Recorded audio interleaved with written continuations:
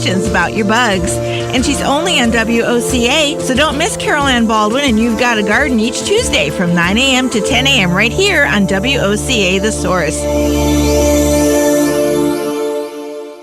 Ocala's information station, 1370 WOCA. Ocala!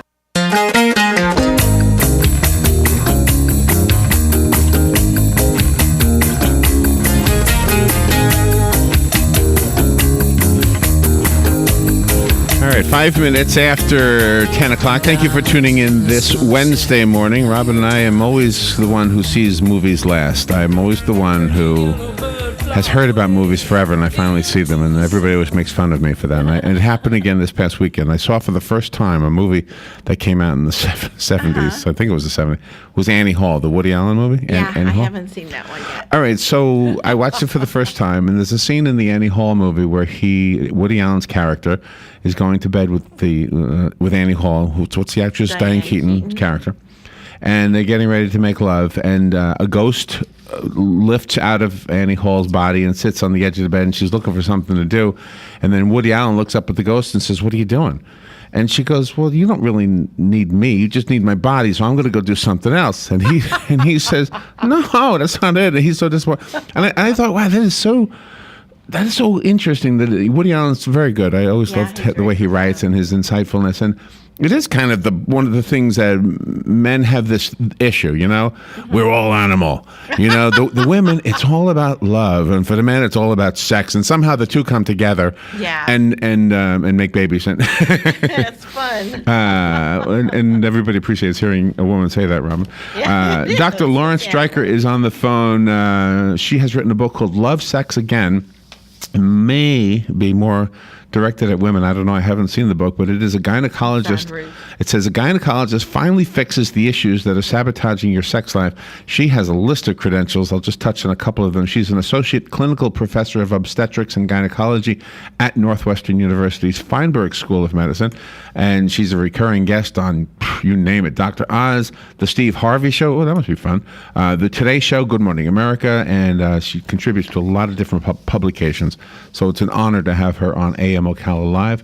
Good morning, Dr. Lauren Streicher. Good morning, Doctor. Good morning. It's a pleasure to be here. And I just have to jump in there and say I adore Woody Allen.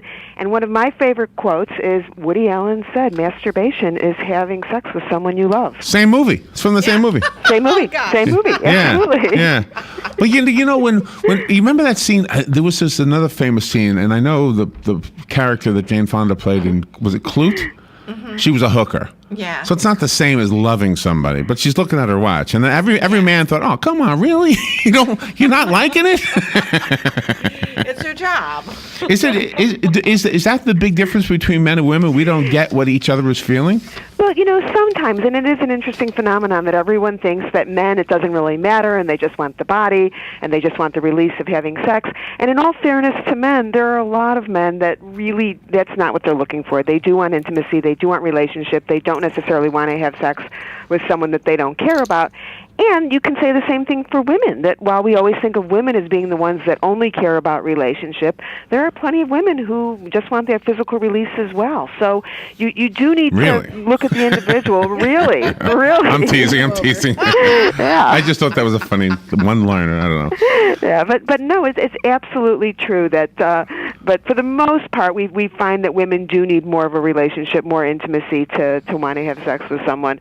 But it really varies. It's so everybody. Is the difference simply because a woman knows, look, if this doesn't work, then I've given up something for somebody who's not going to be with me.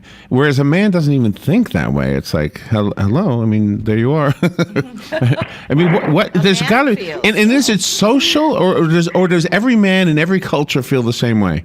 It actually varies tremendously culturally, and not only culturally, but age. There's a big difference, quite frankly, between a 20-year-old guy and his approach to sex and someone who's 60 or 70, and the same can be said for women. So it really is hard to make a sweeping generalization across the board. But there is no question that for men, sex is in some ways just a stress reliever, and for women, it is something else to do on her, ever-growing to-do list. And, Oh, no. But it's true. And that creates problems. And the other thing also, and of course, when I talk about my book, there's a lot of books out there that are about relationship and broken relationships, and my book is not about broken relationships, it's about broken vaginas. It is the physical, hormonal, and medical things that can make a woman clean out the refrigerator at 10 o'clock instead of getting into bed because she's in avoidance mode, because it's not pleasurable, and people want to do things that feel good. And if it creates pain or that she's having no response, then she's got to figure out what's going on and fix it. Well, this is my first time ever talking about broken vaginas, so this is going to be interesting. We hope not the last time. And this is really, really less about the emotional side where psychotherapists come into play and things like that. They don't even address those kinds of issues that you are addressing. Exactly. And while I say my book is not about relationship, I do, of course, acknowledge the fact that these physical problems are going to impact on relationship. So, but you have to, there's this idea of it when you read a magazine or a book and it says, oh, if things aren't going well sexually, take a bath and make date night, and, and if it hurts, it doesn't matter how many bubble baths you take and how much date night there is. Right. You're not going to do something that hurts. So before you address relationship, you really do need to make sure that physically everything is in order. Yeah. Because throughout a woman's life, there's a lot of things that can go wrong. So I'm guessing more women say it hurts than men. I've never heard a man say, gosh, it hurts, I can't do that. I can't imagine. It doesn't. You're right, because men have their troubles, but in general, pain is not one of them. But for women, particularly women who are later in life, postmenopause women very often, because of the changes in hormones, will have pain with sex. And then we have women that maybe they've gone through cancer treatment, radiation, or chemotherapy, and that's going to cause pain. But even young women, they might have, endometriosis. They might have one of these, vulvodynia problems that they just absolutely cannot have sex, no matter how much they like the guy. So we need to address all of that stuff and fix it before you can move to the next level. So it's all fixable. It's all fixable. And the thing I tell everybody is the number one thing you need to fix it is motivation, because that sounds obvious, but I can't tell you how many women come in and I'll say, are you having sex? And they'll say no, and I'll say, when was the last time? Well, I don't know, 5 years, 10 years. Well, do you want to fix it? And they'll go, no, I'm okay. And that used to really shock me, and now I realize that there are a lot of sexless marriages. There are a lot of couples that it's not something that they want to fix. But if someone says, I want to fix it, then you bet. We can really hone in on what's going on and fix it. Yeah. You also help the women talk about it, because sometimes a person just doesn't want to talk about it. Even if they're up in age, they still get a little embarrassed by it, because in the back of their mind, it's still a taboo thing to talk about. Absolutely. And what we find is that if a woman does ask her doctor about a sexual problem, first of all, most of them don't, but even if someone does, the average length of time it takes for her to get the guts to say it is about 2 years. And then the problem that you have is, more often than not, sadly, you're going to have a doctor who really can't help. And it's not because he's embarrassed or she's embarrassed. It's because they just don't have this expertise. So, I actually have women who come in and say to me, I mentioned this to my last doctor, and he said, well, that's just what happens when you age. And you think about it, if a 50-year-old guy went to his doctor and said, I can't have sex anymore, no doctor is going to say to a 50-year-old guy, well, that's what happens when you age. They're going to say, let's fix this. But women are not getting the same treatment. Yeah. It's absolutely true. And, part of it is look, we've got Viagra for the guys, so what happened when Pfizer introduced Viagra is not only did they give men the permission to talk about it, but they gave them the language and they gave them a solution. And women, they don't have it. They don't have the language. The term for the physical problems that women have when things are dry and painful is vulvovaginal atrophy. I mean, who goes to their doctor and says, hi, I have vulvovaginal atrophy? So they don't even know what to call it. What is that? It's drying and thinning of the vaginal tissues, which happens primarily after menopause, but we also see it in postpartum women. We see it in women on birth control pills sometimes. We see it in women after chemotherapy or radiation. We see it in women who have diabetes. So this is a common problem. I want to make sure, Doctor, that you do address some of the specific issues that maybe some of our listening women have, so that they can relate to it and get the book. But this is maybe just because I have no idea what I'm talking about. You're doing okay. I have a question. No, you like sex. So the way I understand how Viagra works is that it does something to stimulate the blood flow to that area.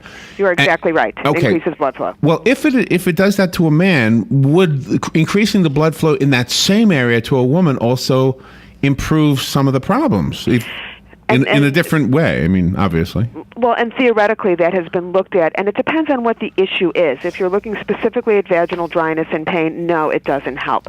When you look at the ability to have an orgasm, which is all about blood flow, in some cases, particularly in women who have diabetes, it seems to make a difference, but it's not across the board, and there needs to be more research in that, because it's interesting, we have 25 drugs that have been FDA approved for sexual health in men, and there are 0 drugs that are approved for women Really? in terms of libido and sexual issues, other than we do have some very good drugs which are specifically for vaginal dryness.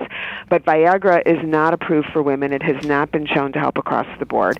But we sometimes use it anyway. It's like testosterone isn't approved for women, but certainly a lot of sexual health experts like myself will prescribe hormones such as estrogen and testosterone for women to help things. Because it gets them going, right? That's the idea, and it's not a magic bullet. I mean, libido is really complicated. I always say that if someone has vaginal dryness, I can fix that. Pretty much 100% of the time, I can make that go away. Libido, we talked earlier about relationship. Well, libido is going to be impacted by relationship and stress and hormones and physical problems. So it is the most complicated out of everything to get it right. And you talk about pH levels, and that's something that isn't brought up usually at all, too. Yeah, pH is really important. pH is, of course, the acid-base balance in the vagina. And one of the things that happens is as women go through menopause or if they're postpartum, the pH, which should normally be nice and low, gets to be very high. And as a result of that, the bad bacteria move into the neighborhood, and women tend to get infection and irritation. And then they, hopefully don't, but sometimes will do something like douche or use one of these over-the-counter products that's just going to make it worse. So when I talk about vaginal health, I talk about it certainly in terms of sexual health, but it's also just comfort. I have women who are not having sex, who aren't interested in having sex, but we still need to talk about keeping things healthy and the good bacteria and the right pH level, just so that they're comfortable and don't have an odor and don't have irritation. You have a sexability survey. How did you manage to get women to take the survey? Well, it's anonymous. It was anonymous.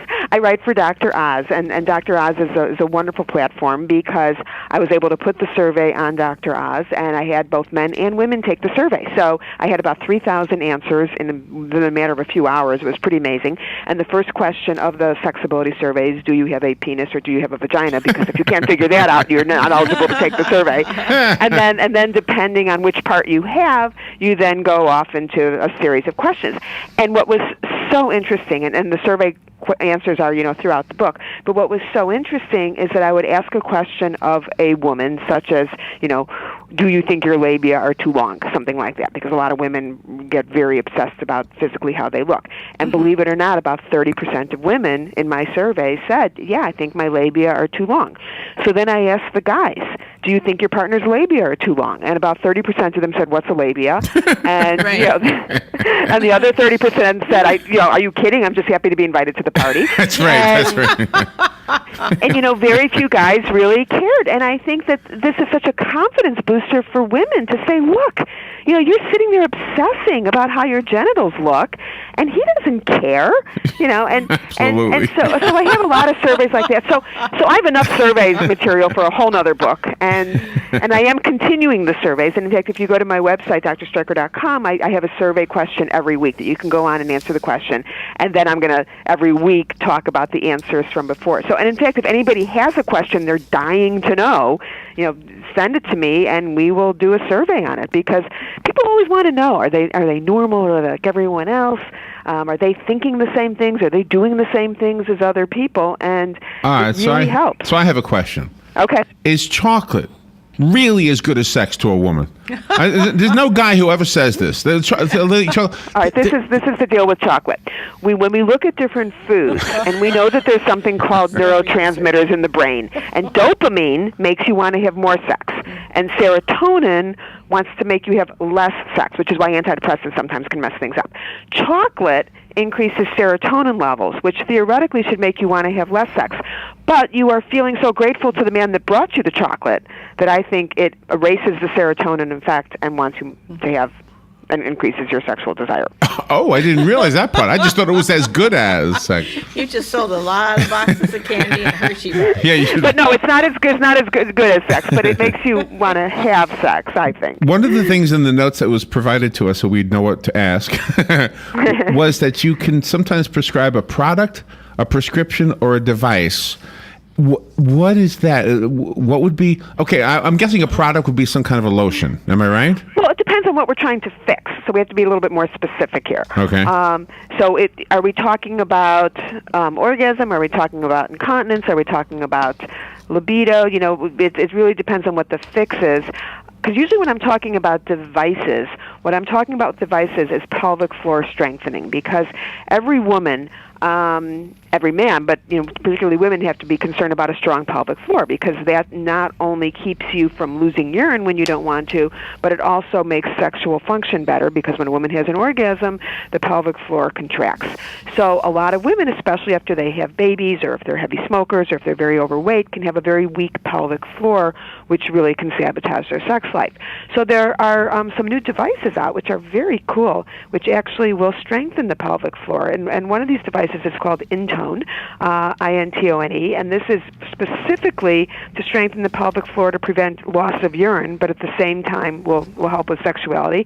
And then there's a second device, which is by the same company, which is called Intensity. And what Intensity does, and Intensity is over the counter, you don't need a prescription. Not only does it help the pelvic floor contract and get stronger, but it also has a clitoral stimulator, so that it is specifically to increase a woman's ability to have a strong orgasm.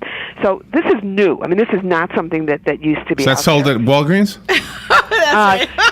We only wish.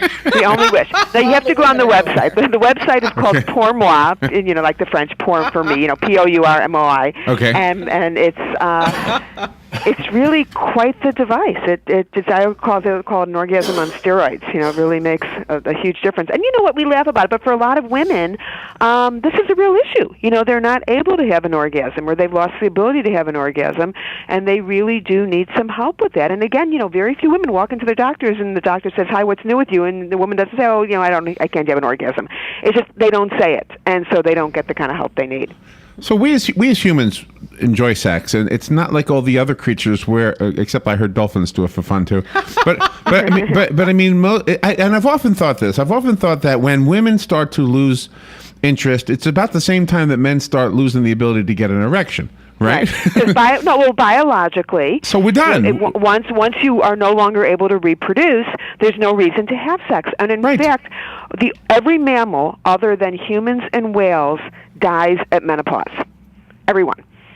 And what does that tell you? So, there's a word for that. I remember reading there's a word for that. I can't remember. But you're exactly correct in that. But we have a situation now where people are having sex not just for reproduction, but for pleasure and intimacy and for relationship. And women are living 1/3 of their life after menopause, and they're not dying. And it is important for them to be sexual. Not to mention, we've got a 50% divorce rate, and most women do get divorced in their 40s or 50s, and they are getting out there new.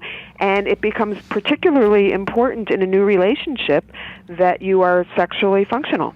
When people have those just really across the board sex change operations, do they the whole all of the parts turn into the opposite place?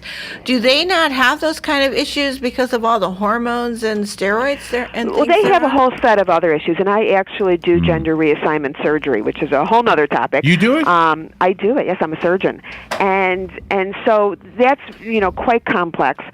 In terms of the issues that men and women have when they have gender reassignment surgery and go through hormonal changes and they certainly have their challenges as well. And I will say that is one of the few things that is not covered in my book. I feel like it's a very comprehensive book, but I felt like that particular population really needs their own book, which I'd love to write one day. Dr. Lauren Streicher is our guest, and the book is called Love, Sex Again, and the subtitle, A Gynecologist Finally Fixes the Issues That Are Sabotaging Your Sex Life. And I wanted to kind of say something here that I just noticed, is that earlier you mentioned that some of your patients might come into your office and maybe you say, what's your sex life? I don't have one. Do you want to fix that? No, is the answer, right? I'm guessing any woman who actually picks up this book would say yes to that question, because yes. Right? Yes, and in fact, when in my first draft, I had a section in there that talked about the women who weren't interested, and my editor took it out, and I said, why did you take it out? And she said, well, those women aren't going to be buying this book. But on the other hand, I think sometimes the man in their life might buy it for them, because just because the woman isn't interested in changing, it doesn't mean her partner isn't interested. And what I really see happening, and even though this book is directed towards women, I hope this is a book that men will read as well. And I think sometimes men will pick up this book and read it and then give it to their partner in hopes that maybe this will make a difference. And I hope that it will, because I think a lot of women, when they say they're not interested, what they're really saying is, it hurts, and I don't want to deal with it. And when they find out that there are solutions, they may become more interested. Oh, my goodness, if it's painful, definitely. Yeah. Right. And especially if their doctor is somehow not aware of what they could do to fix that pain. So, and I guess that's what we need to say in order to be fair to the book and make sure people get the book for the right reasons. They will learn, the ladies who buy the book, and maybe some men will learn what can they actually do, and in some cases it's a prescription, in some cases it's a device, as you said, and sometimes it's as simple as knowing which lubricant to buy. Most people, when they need a lubricant, they go to the drugstore and they grab the first thing on the shelf, and chances are it's going to be sticky and gloppy, and it's going to be irritating, and it's not going to work very well.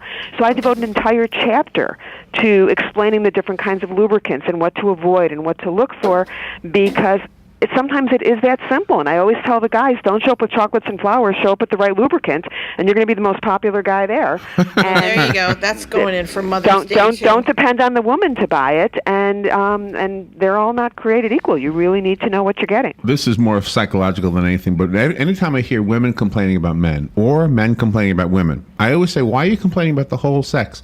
Why don't you just look for that one person? Yeah. I mean, you can't say all men are this way, because you're going to find one who perhaps fits the bill, and that's all you really need. Exactly. That's right. Unless you're in Utah, they might. That's just a joke. A little more challenging then. So is let's make sure you invited people to write to you. So how do they do that? Let's start there. The best way to get to me is Twitter. I'm at Dr. Streicher, and certainly people can suggest a survey question on Twitter, and they can also suggest questions on my website, which is drstreicher.com. And let me spell your last name, and I hope I have it right. S as in Sam, T-R-E, right? Yes, E-I. E-I-C-H-E-R. That's correct. Okay, so at Dr. Streicher is your Twitter, and that's the best way to write you a question? Either that or on my Facebook or at my website, drstreicher.com, or Facebook, Dr. Streicher. And do you typically get questions from women or from both? I get questions from both. Now, I don't answer medical questions on my website. What I'm really looking for are questions for survey questions that people would like me to ask, because we find that's a lot of fun, and then we can get those answers out there. Oh, really? Do you have one out there right now that we can answer? If you want to suggest a question, that would be great. What would you like to know? Oh, my goodness. What do I want to know? I don't know.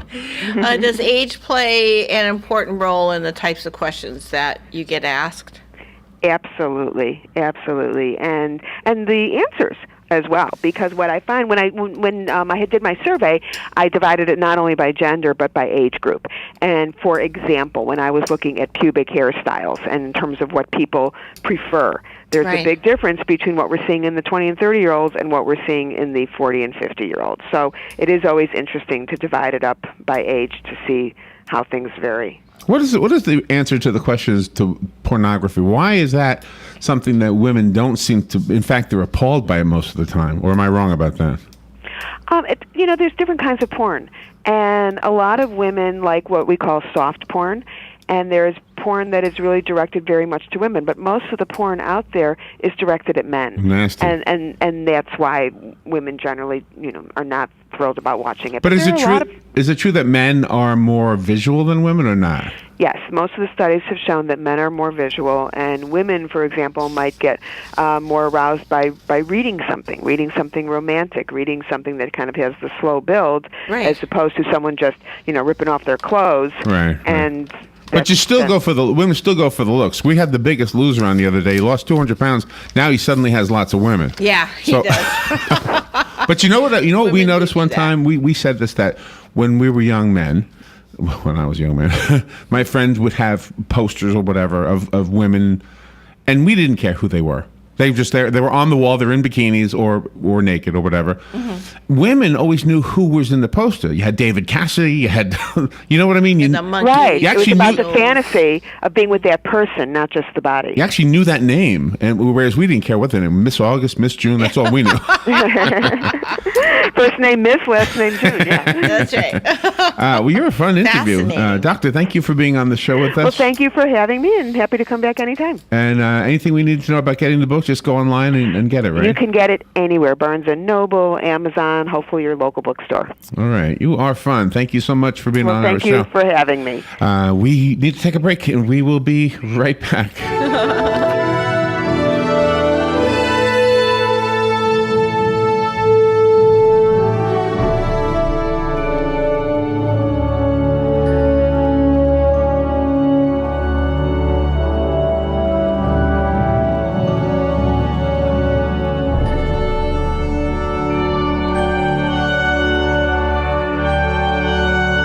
Broadcasting from the Paddock Mall Studios, this is WOCA, Ocala. Fox News Radio, I'm Pat O'Neill. Mainstream Republicans topped Tea Party-backed candidates in a couple of primaries yesterday. House Speaker John Boehner winning handily in a GOP primary in